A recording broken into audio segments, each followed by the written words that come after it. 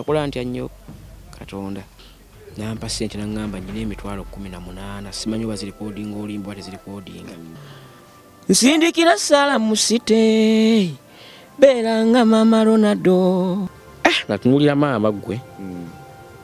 bagamba eziga ly'omusajja liva wala naye amaziga gampitamu toyimiriranga nga tole ku mazima ekyo kifu kikyamu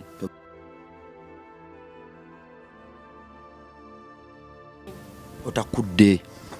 ntakudde ensiriŋŋanyi naye amazima okufuna ensiriŋŋanyi anti abavubisa ensiriŋŋanyi twali bangi ku mwalo twalwaniranga nnwanire kuba tezibeera buli wamu zibeera awantu awatoberera ng'ate waliwo engeri y'ekifaafa oba ekibaawo kati nga watoberera kati awo zibeeramu akabuubuuta ako abasajja abakulu baali bazivubisa naffe abaana kati nga batukanga ekiseera nga bamba okusangawo obusanzi ng'otakula awantu wasubira okujja ensiriŋŋanyi ze nga kuba twavubanga n'ebyennyanja nga butuuka ku bbalama nga tugobye nga babituwambako oli n'abitwala era kuba obulamu bw'omwalo tebwaŋŋendera bulungi bwamucunya nnyo balina nebankuba nentuuka ekiseera nentuuka ekiseera nengenda ne ku kitanda okunzijanjaba namala yondeza weekisinga 2 neŋŋamba nedda mpanisa kati kankikole ki kankite oba nzireyo ebukomansimbi naye nga bwe ndaba okudda ebukomansimbi tewali kiddako ate nga nkoze ntya naye nga buli wenzijjukira embeera maama mwali ndaba ate nga nyina olemerako tubeemu n'akaki n'akasente maani obulamu bukyalenjinga 5 kyenjagala otegeere obulamu bukyalenjinga era omuntu yenna azanyira kyova olaba nayiga okuwa abagagga ekitiibwa nze nakula simanyi lwaki abantu bawa abagagga ekitiibwa nakitegeera mugagga kitegeeza kubeera ng'ayise mu bizibu ate si buli abiyitamu nti awangula wabula bwe wibiyitamu n'owangula oweebwanga ekitiibwa oyo ye mugagga tunulidde maama namukubira n'akayimba okusinziira ku bintu bye nayitamu naye oba bye nalaba ayitamu nga wadde waayisa emyaka mami naye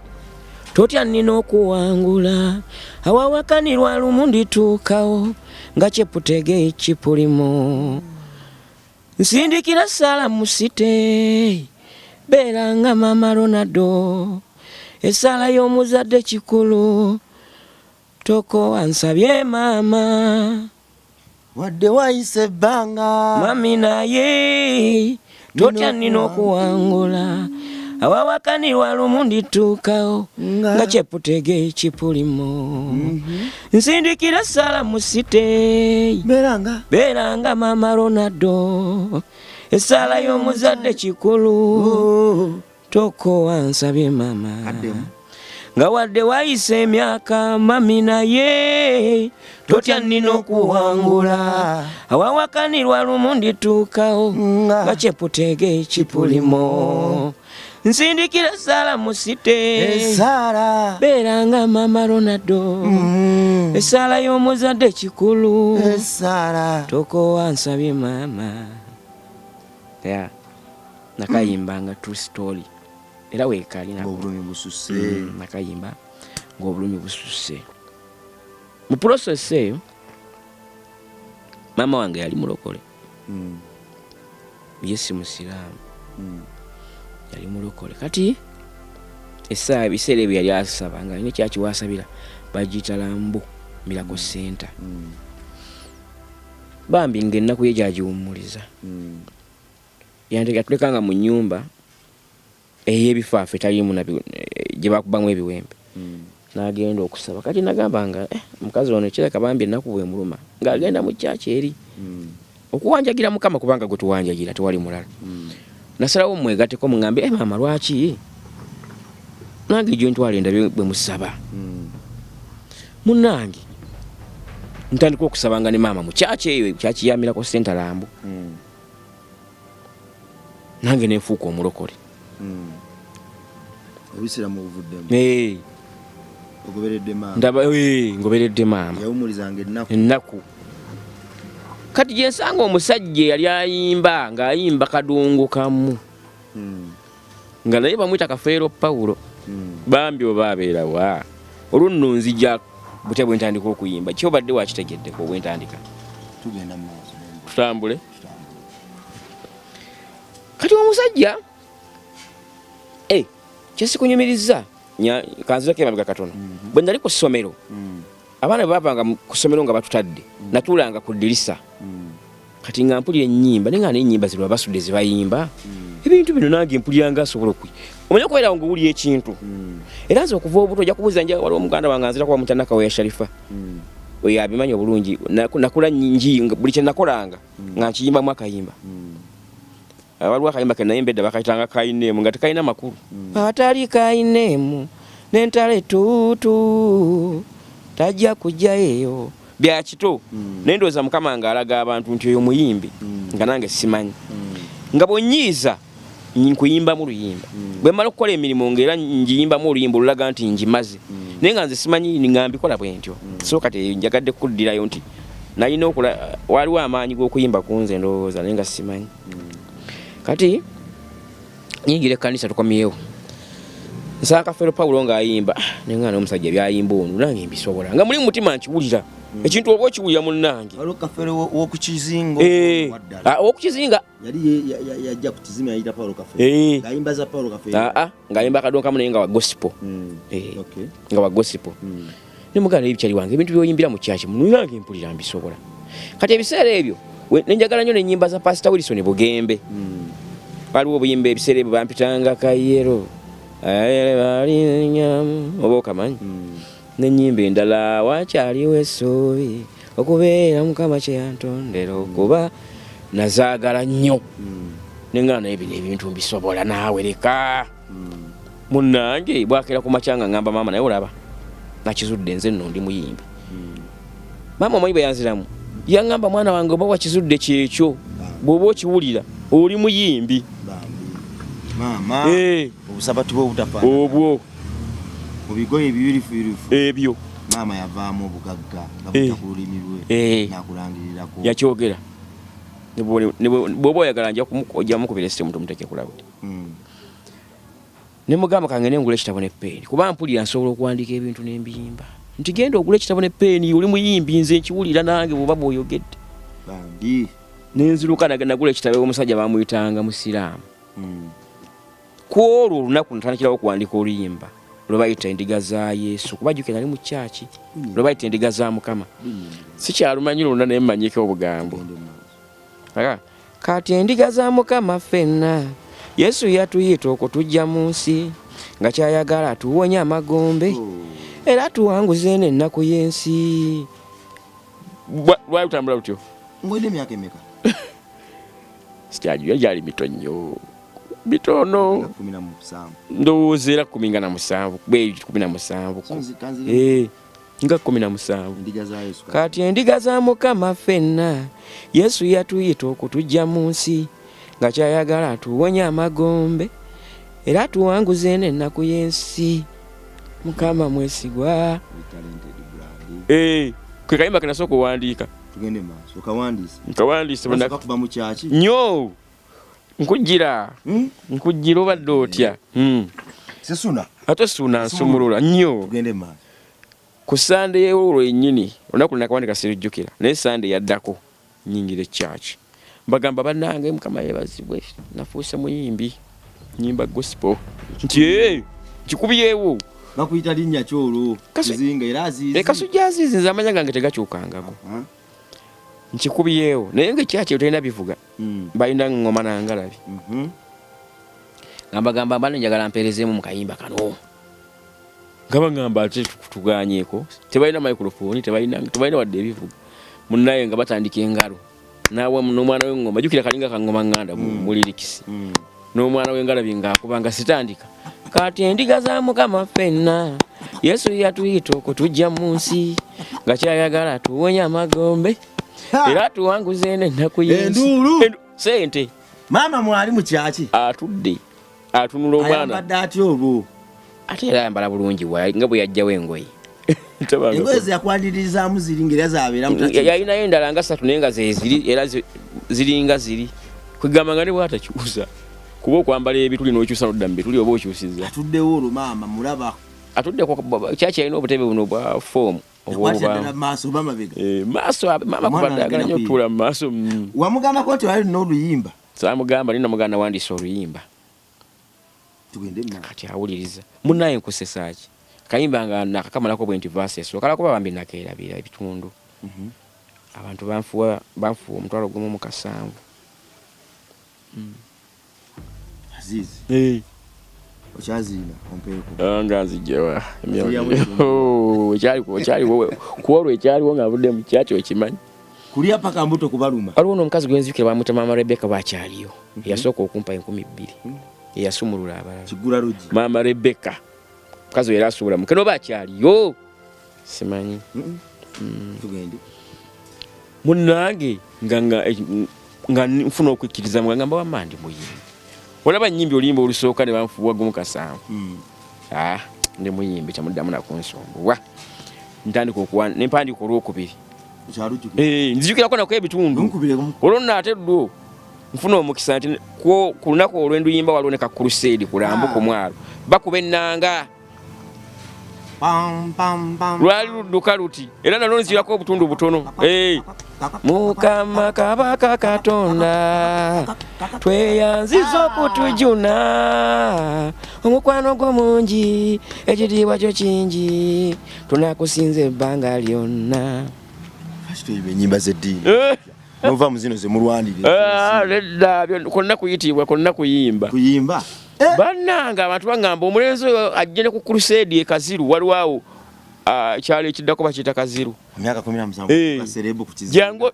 ngabira abempaka eyo. Munnaye nze buli we nayimba nga nzikirizibwa. Tugende. Maama yakigamba yasanyuka ne crusade yakyogera yagamba oyo maama yanangira ko nangamba ojja kukuba amawanga. Era ekigambo kyemanyi kigenda kulanda era kiranda. Tugenda olimba ntuyimbira bampa ssente. Sikyazijjukira nezo zo. Tuyagadde zoogera. Nedda sikyazijjukira. Ezo sikyazijjukira. Naye jjukira nzaazizi Kasujja. Erinnya lya Azizi ndina kati ate abasiraamu baaliwo ku mwalo. Bwe nnyimba ku crusade kuyiku ebintu bya Yesu abasiraamu baava bangamba toddamu kukozesa linnya lya Azizi. Otuvodde ne bagamba nedda. Erinnya nze Azizi baali ntuuma. Ate nno gwe nnyimbira Katonda. Sivuddeyo kati sina bwe nejjako linnya lyange. Kale nga bwe nali mwana muto baabireka naye nga kyantukakoko nendooza baama ne bakiraba nti omwana ayimbira Katonda tumuleke. Tugenda ku crusade e Kaziru naye nayimbira ne bampa. Ogenda ng'omucuba olwo. Ngenza okuyimba oluyimba lwe bayita Mukama Kabaka Katonda. Oluyina nalwo? Balwerwo lwenkuyimbidemu wali. Tuddemu. Mukama Kabaka Katonda tweyanziza okutujuna omukwano gwo mungi ekitiibwa kyo kingi bwe bityo. Enduulu yali naye n'ebiwala byange ebiseera ebyo nalina bituwa naye nyambala nnyo gattuwa gana agapala galiko ebisawo nga gabbeeyiwa ebyamuvumba bino ebyemuvumba emyezi 8 naye wagitegeerako bye nayambalanga byenayambalanga nga bya layisi naawe bayitanga yali ya 3 ezo zezo otyo yali ya 3 bwe nagenda Kaziru nenkuba nyimbala za gospel ovuddeyo nga muzira kati okuyimba kwange kutandisa okutambulira mu mbeera y'okwezuula n'okuwandiika. Lumu waliwo auditions e Masaka nga baagala okulaba omuyimbi batugambye bagenda recordingira mu studio y'e Masaka twagalayo omuyimbi mugenda kuvuganya. Tugende e Masaka mu auditions bali batwala abayimbi 3 waliwo yasinga nali wakubiri oba yakusinga noga nti omuya yakuba nali simanyi nze asinga nze nali nyimba buyimbi nga sitegera n'asinga abakola abayimba atya wabula ate mwe twali ku bwe batugamba nti oli yansinga mu kuyimba ne bagamba yansinze nze ndi wakubiri ne batugamba buli omu agenda anonyeyo oluyimba lwagenda olulikodinga bwe twajja okulikodinga ate ne musinga nga tumaze okufuna audio nalikodinga akayimba bakayita mukwano gwo teguddirira buli kaseera obeera waawo nkwagala okira byonna yegwe wanga tanvaamu Katonda mukwano gwo teguddirira omukwano gwo teguddirira buli kaseera obeera waawo okwagala kwo si kwa bukusa kwagala okkira byonna Katonda kale katambula bwe katyo omanyi sikyazijjukira bulungi buliri kisomu bumbulako Katonda kugulidde ekkubo zifulumye omukwano gwo teguddirira buli kaseera obeera waawo ebigambo ebyo bimanyi waliwo ensi lwetufunyaafunya n'olaba ng'ogirimu wekka buli omu takutegeera n'otuulaawo woosula n'okaaba amaziga ng'olaba amatama go gonna olina gawanirira nangalo ng'obulumi buyitiridde nga ne bw'otayogere oli atunula mu maaso go n'ategeera by'oyitamu omukwano gwa Katonda teguddirira buli kaseera abeera waawo nakati waali wano atulaba era yatuwa ebyokwogera nakalikodinga ne bazikompeyalinga ate ne mba nnamba emu ne bagamba kati ate ggwe nnamba emu mbagamba ati waki mwaga ndi namba B nti kati tukyusizza bakyusa lwakukolamu omulimu bakyusa onjukiza story ya David Bagolias envumu yamuyimiriramu oyimiriranga bukasobera ku mazima toyimiriranga nga tuli ku mazima ekyo kifu kikyamu ate ogenda kuwangula otya Mukama tabakusaidiyo obanga akoze eryato omuvuna agenda ku mazzi olitambulira atekwa kubbira tugende kayimba ne kasinga naye tebanyamba baali bansuubiza nti tugenda kakuba ku leediyo obuddu tebakakuba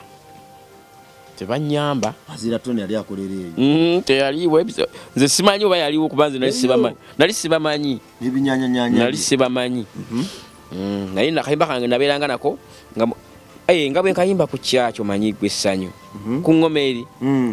mukwano gwo teguddirira buli kaseera beerawo Katonda bagalogira byonna tewatuusa ntambula etya okuvimba nze sivimba munaye nze sivimba impale teyakkamuko balansi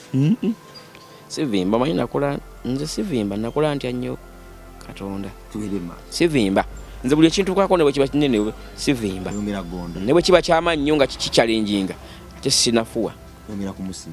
bwe kiba nga kiri amannyo nga nfunye essanyu sizimba mbeerawo kakati ntuuka ekiseera mpulira nga omwoyo annumiriza okuva mu gospel kintu kinnumiriza okuva mu gospel nyimba ennyimba ez'ensi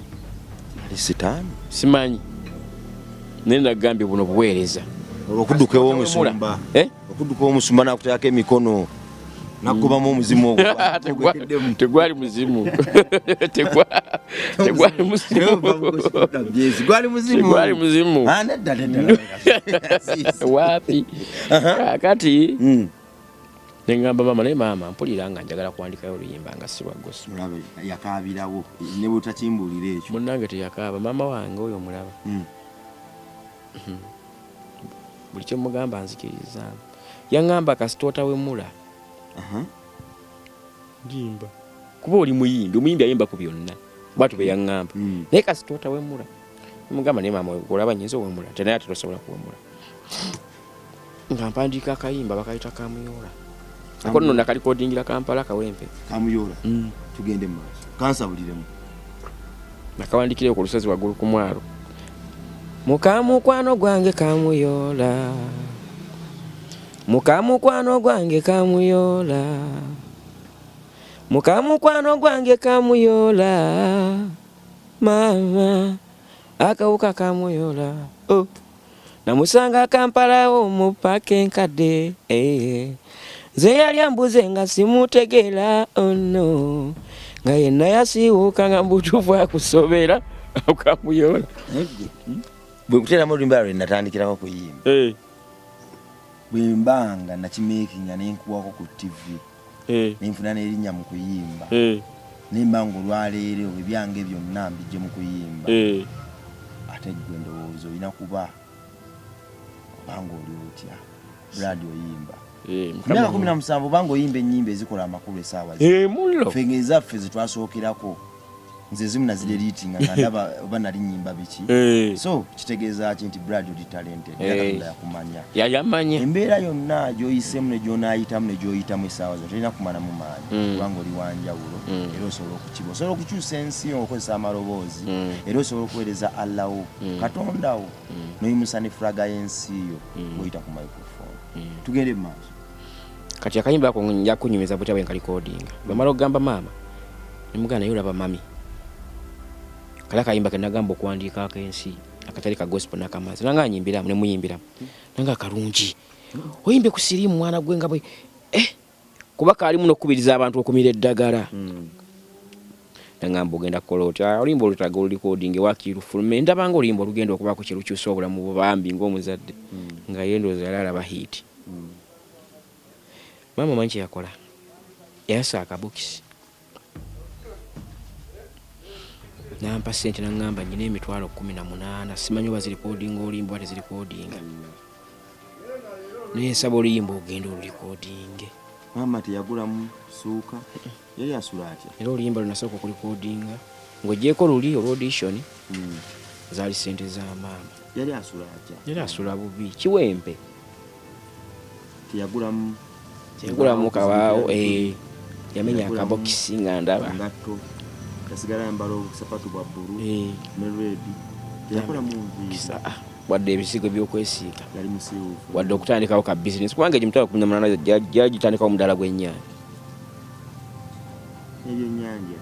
n'ebyennyanja kuba yali ku mwalo yamenya akabokisi maama yakamenya katonda bwali akimanyi bulungi kyenjogerako naga mwana wange kati amenya akabokisi ampa ssente ngamba ngenda kulikodingira wansanyuka nnyo ne ngamba ngenda mu studio kati ate yakabi ngenda kulikodinga luyimba luno maama wakati ebiseera ebyo Aliet Kisakye yali ayize ku mwalo